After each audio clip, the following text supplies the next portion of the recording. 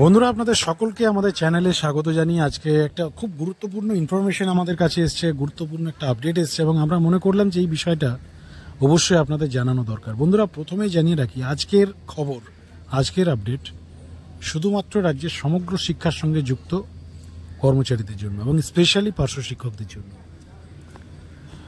বন্ধুরা, আমরা কিছুদিন আগে আমাদের চ্যানেলে একটা আপডেট আপনাদের জানিয়েছিলাম এবং দিন উল্লেখ করে, ফ্রাইডে শুক্রবার উল্লেখ করে আপনাদেরকে কোট আনকোট আমরা বলেছিলাম যে আজ শুক্রবার বেতন বৃদ্ধি হতে পারে, বেতন বৃদ্ধি হতে চলেছে বা বেতন বৃদ্ধি হওয়ার একটা 100% সম্ভাবনা রয়েছে। এই সংক্রান্ত একটা খবর আমরা প্রোভাইড করেছিলাম।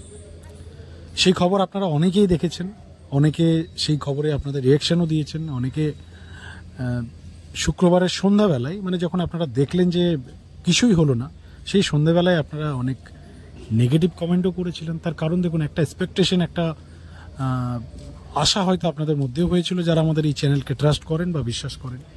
কিন্তু শেষমেশ দিনের শেষে আপনারা দেখেছিলেন যে কিছুই হয়নি। কিন্তু প্রায় এক সপ্তাহ ধরে আমরা কন্টিনিউয়াসলি আপনাদেরকে কিছু আপডেট দিয়ে যাচ্ছি। সেটা হচ্ছে যে বেতন বৃদ্ধির আপডেট, এবং আমরা বারবার জানিয়ে রাখছি। দেখুন, আমাদের এই চ্যানেল কন্ট্রাকচুয়াল কর্মচারীদের বহু খবর করেছে এক সময়। এখনও আমরা এই জাস্ট 3 বছরের ব্রেক নিয়ে আবারও খবর করা শুরু করেছি। আর কন্ট্রাকচুয়াল বলতে শুধুমাত্র যে সমগ্র শিক্ষা অভিযান তা নয়, এসএসকেএমএসকে থেকে শুরু করে পৌরসভা, মাদ্রাসা থেকে শুরু করে বিএসকে থেকে শুরু করে আংশিক সময়ের শিক্ষক থেকে শুরু করে, অর্থাৎ রাজ্যের 3 লক্ষ যে চুক্তিভিত্তিক কর্মচারী রয়েছে তাদের সকলের আমরা দাবি দেওয়া, ডিমান্ড, বর্তমান সিচুয়েশন সমস্ত কিছু তুলে ধরার চেষ্টা করি। এই জায়গায় দাঁড়িয়ে আমরা জানিয়েছিলাম যে শুক্রবারে সমগ্র শিক্ষার সঙ্গে যারা যুক্ত তাদের একটা সুখবর আসতে পারে। কিন্তু শেষমেশ আপনারা দেখেছেন যে সুখবর কিছু আসেনি। কিন্তু একটা বিষয় আপনারা নোটিস করেছেন কি না, সেটা হচ্ছে যে দেখুন, সমগ্র শিক্ষায় বেতন বৃদ্ধি হয়নি, কিন্তু সমগ্র শিক্ষা বাদ দিয়ে আদার্স যে কন্ট্রাকচুয়াল ডিপার্টমেন্ট রয়েছে, সেই বেশ কিছু ডিপার্টমেন্টে লাস্ট 1 উইক বা 2 উইকে, অর্থাৎ লাস্ট 2 সপ্তাহের যদি গ্রাফ আমরা দেখি বা আপনারা যদি দেখে থাকেন, তাহলে দেখবেন লাস্ট 2 সপ্তাহে সমগ্র শিক্ষাটা আমরা এক সাইডে রেখে দিলাম, কিন্তু আদার্স ডিপার্টমেন্টে বেতন বৃদ্ধি করেছে রাজ্য সরকার। যদিও নবান্ন থেকে প্রেস কনফারেন্স করা হয়নি, যদিও নবান্ন থেকে কোনো ঘটা করা হয়নি, বা অর্থাৎ কোনো ঘটা করে ঘোষণা করা হয়নি, কিন্তু চুপিসারে বলুন বা একটা প্রিলোডেড প্রসেসে রাজ্য সরকার বেশ কিছু ডিপার্টমেন্টে বেতন বৃদ্ধি করেছে। কিছু কিছু আপনারা জানেন, কিছু কিছু জানেন না। বিএসকেদের বেতন বৃদ্ধি হলো, আইসিটিদের বেতন বৃদ্ধি হলো, ডাটা এন্ট্রি অপারেটরদের হলো, আপনার আরও অনেক ডিপার্টমেন্ট আছে, 2000, 5000, 10,000, যার যেমন রেশিও সেই হিসাবে কিন্তু বেতন বৃদ্ধি হয়েছে। কিন্তু ইম্পর্টেন্ট যেটা বিষয়, এই রাজ্যের অতিসংখ্যক কন্ট্রাকচুয়াল কর্মচারী এবং শিক্ষার মতো একটা গুরুদায়িত্ব যারা এই রাজ্যে পালন করছে, দীর্ঘ মানে বছরের পর বছর, বহুদিন ধরে, যারা বহু বছর ধরে যারা স্ট্রাগল করছে, বারংবার রাস্তায় নেমেছে, দাবিপত্র বারংবার রাজ্য সরকার, শিক্ষামন্ত্রী দপ্তর, মুখ্যমন্ত্রী, নবান্ন সমস্ত দিকেই তারা জানিয়েছে। কিন্তু আলটিমেটলি এখনো পর্যন্ত লাস্ট একবারই যা বেতন বৃদ্ধি করেছে পশ্চিমবঙ্গের সরকার, ওই 10,000 আর 13,000 টাকা আর 3% ইনক্রিমেন্ট। এই ছাড়া পশ্চিমবঙ্গের সরকার সমগ্র শিক্ষার কর্মচারীদের জন্য খুব একটা ভালো কিছু করেনি। আর তার কম্পেয়ারে যদি আমরা অন্যান্য রাজ্যের কথা বলি, তাহলে তুলনা দেওয়ার মতো কিছু নেই। আপনারা সকলেই জানেন, পশ্চিমবঙ্গ বাদ দিয়ে দেশের আদার্স সমস্ত রাজ্যের সমগ্র শিক্ষা কর্মচারীদের স্ট্যাটাস অনেক বেটার, অর্থাৎ পশ্চিমবঙ্গের থেকে তো নো ডাউট বেটার অবস্থায় আছে। পশ্চিমবঙ্গে রাজ্য সরকার যে পরিমাণ কাজ করাচ্ছে, যে পরিমাণ খাটাচ্ছে, এবং বর্তমান সময়ে আপনারা জানেন স্কুলগুলোতে তো শিক্ষকই নেই। আর শিক্ষক দুর্নীতির পরে তো শিক্ষা ব্যবস্থার মানে চরম অবস্থায় চলে এসেছে পশ্চিমবঙ্গ। তো এই সিচুয়েশনও শিক্ষা ব্যবস্থাটাকে যদি টেনে যদি কেউ নিয়ে যাচ্ছে, সেটা এই সমগ্র শিক্ষা অভিযানের কর্মচারীরা। সে স্পেশাল এডুকেটার্স হতে পারে, শিক্ষাবন্ধু হতে পারে, আরও যারা রয়েছে প্যারাটিচার হতে পারে, বা আরও যে সকল দপ্তরের কর্মচারীরা রয়েছে, তারা সকলেই শিক্ষা ব্যবস্থাকে টেনে নিয়ে যাচ্ছে এই বর্তমান সময়ে। কিন্তু রাজ্য সরকার তাদের দিকে ঘুরেও তাকাচ্ছে না।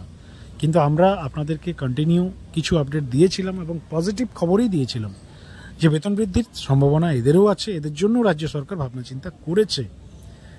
আজকে যে বিষয় নিয়ে বন্ধুরা আমাদের আলোচনা, যারা এতক্ষণ ধরে এই ভিডিওটা শুনছেন বা আমাদের এই বক্তব্য বা পডকাস্ট শুনছেন, তাদের জন্য যেটা ভেতরের খবর, যে নিয়ে আজ আমাদের এই প্রতিবেদন শুরুটা আমরা করেছিলাম যে খবর দেওয়ার জন্য, যে ফ্রাইডে আমরা খবর জানালাম, কিছু হয়নি। এবার না হওয়ার পেছনে আরেকটা তথ্য আমাদের কাছে এসছে, একটা ভালো খবর এসছে। ভালো খবর বলতে আপনাদের কাছে ভালো নয়, বাকিদের কাছে হয়তো ভালো হতে পারে, অর্থাৎ আদার্স ডিপার্টমেন্টের কাছে ভালো হতে পারে। দেখুন, অতিসংখ্যক কন্টেক্সচুয়ালের যদি আমরা রেশিও দেখি এই রাজ্যে শিক্ষা ডিপার্টমেন্টে, তাহলে আপনারা যদি কম্পেয়ার করেন পার্শ্ব শিক্ষকের যে রেশিও রয়েছে প্রায় 48 থেকে নেমে বর্তমানে 45,000, 45,000 সংখ্যাটা মোটেও কম নয়।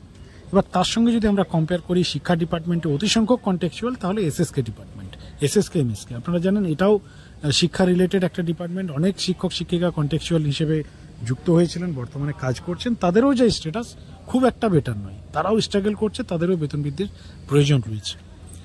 এবারে শুক্রবারে বেতন বৃদ্ধির বিষয় বা পুজোর আগে বেতন বৃদ্ধিটা আটকে গেল কেন?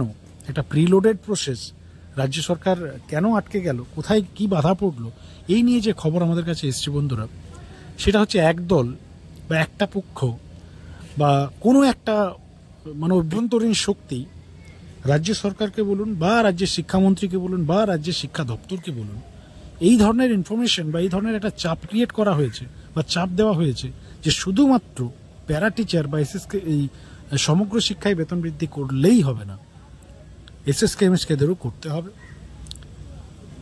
পৌরসভা মাদ্রাসা যারা রয়েছে তাদেরও করতে হবে। অর্থাৎ একটা ডিপার্টমেন্টের করলেই হবে না, বেতন বৃদ্ধি যদি করতে হয়, যদি প্যারাদের করতে হয়, তাহলে এদেরকেও করতে হবে, অর্থাৎ বাকি যারা রয়েছে তাদেরও করতে হবে। আর আপনারা সকলেই জানেন সমগ্র শিক্ষার সঙ্গে যুক্ত প্যারা টিচারের সাথে এসএসকে এমএসকে শিক্ষকদের কম্পেয়ার হয় না ডিপার্টমেন্ট অনুযায়ী, কারণ সমগ্র শিক্ষা একটা আলাদা প্রজেক্ট। এসএসকে এমএসকে আপনারা জানেন পঞ্চায়েতের আন্ডারে প্রথমে শুরুটা হয়েছিল, বর্তমানে অনেক কিছু করার রাজ্য সরকার চেষ্টা করেছে, কিন্তু এখনো পর্যন্ত কোনো ঠিক ঠিকানা করতে পারেনি রাজ্য। 60, 65 অনেক কিছু করার চেষ্টা করা হয়েছিল, কিন্তু এখনো সঠিক জায়গায় তাদের মানে সঠিক কোনো ডিটেলস রাজ্য সরকার প্রোভাইড তাদেরকে করতে পারেনি। একটা সময় আপনারা শুনেছিলেন যে এসএসকে এমএসকে শিক্ষকদেরকে বলা হয়েছিল যারা 60 চুজ করবেন, কারণ তাদের অবসরকালীন সময়সীমাটা ছিল 65, তাদেরকে এই ধরনের বলা হলো একটা সময় যে আপনারা যদি 65 থেকে 60-তে আসেন তাহলে প্যারা টিচারদের ফ্যাসিলিটিস পাবেন। কিন্তু দুঃখের বিষয় বা মজার বিষয় যদি আপনারা দেখেন, অনেক শিক্ষক প্র্যাকটিক্যাল অবস্থাটাই বুঝলো না, তারা বুঝতেই পারলো না যে ভাই প্যারা টিচারদের অবস্থা কি আছে, আজ রাজ্য সরকার তাদেরকে কি এমন এক্সট্রা ফেসিলিটিস দিয়েছে যে আমরা 65 থেকে 60-তে যাব। তো এই জায়গায় দাঁড়িয়ে অনেকেই চুজ করেছিল, 60-তে এসেছিল, কিন্তু আলটিমেটলি প্যারা টিচারদের সমস্ত সুযোগ সুবিধা বলতে এই আপনার টেট বলুন বা 5%, এই 10% রিজার্ভেশন, ইপিএফ এর ব্যবস্থা, এই ছোটোখাটো সামান্য সুযোগ সুবিধা ছাড়া বিশেষ কিছুই নেই। তো এই জায়গায় দাঁড়িয়ে এই ধরনের একটা চাপ ক্রিয়েট করা হয়েছে, এই ধরনের একটা বিষয় রয়েছে সরকারের কাছে। তো এই হচ্ছে বন্ধুরা মানে সার্বিক আপডেট, যে খবরটা আমাদের কাছে এসছে। কোনো একটা শক্তি, কোনো একটা মানে অভ্যন্তরীণ একটা শক্তি বলতেই পারেন, তারা এই ধরনের একটা প্রেসার ক্রিয়েট করেছে রাজ্যের কাছে, রাজ্যের শিক্ষা দপ্তরের কাছে, যার ফলস্বরূপ সমস্ত কিছু প্রিলোডেড থাকা সত্ত্বেও পেন্ডিং অবস্থায় রয়েছে। এবার এই জট কতদিনে খুলে সেই অপেক্ষায় আমরাও আছি। আশা করি আপনারাও চান খুব তাড়াতাড়ি এই ক্লিয়ারিফিকেশনটা চলে আসে, এবং আমরা তো সকলের বেতন বৃদ্ধি চাই। আমাদের কাছে কেউ মানে সবাই সমান, রাজ্যের 3 লক্ষ যে কর্মচারী রয়েছে সকলেই আমাদের কাছে সমান প্রিয়। আমরা চাই সকলের ডিমান্ড পূরণ হোক, সকলেই যাতে তাদের যে সঠিক পারিশ্রমিক সেটা তাদেরকে রাজ্য সরকার প্রোভাইড করুক। তো বন্ধুরা, এই সমস্ত বিষয় নিয়ে আপনাদের প্রতিক্রিয়া, রিয়েকশন অবশ্যই লিখে জানাবেন, এবং আপনাদের একটা প্রশ্ন হয়তো আসতে পারে যে সেই শক্তিটা কে বা কারা বা কোথা থেকে এই বিষয়টা আপনারা পেলেন খবর।